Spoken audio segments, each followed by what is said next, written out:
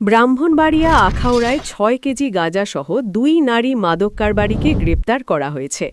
ওয়াসিল আহমেদ, ব্রাহ্মণবাড়িয়া প্রতিনিধি।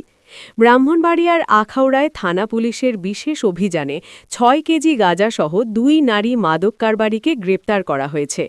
রবিবার ২৮ ডিসেম্বর রাতে আখাউড়া পৌরসভার খড়মপুর সরকারি খাদ্যগুদাম সংলগ্ন এলাকা থেকে তাদের গ্রেপ্তার করা হয়। এসআই পূষণ সাহার নেতৃত্বে পুলিশের একটি টিম এই অভিযান পরিচালনা করে।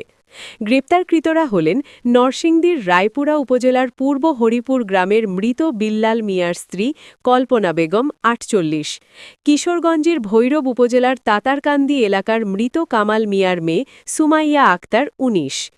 পুলিশ জানায়, গোপন সংবাদের ভিত্তিতে তল্লাশি চালিয়ে তাদের কাছ থেকে ৬ কেজি গাঁজা জব্দ করা হয়। গ্রেপ্তারকৃতদের বিরুদ্ধে মাদকদ্রব্য নিয়ন্ত্রণ আইনে মামলা দায়েরের পর সোমবার ২৯ ডিসেম্বর সকালে বিজ্ঞ আদালতের মাধ্যমে জেল হাজতে পাঠানো হয়েছে।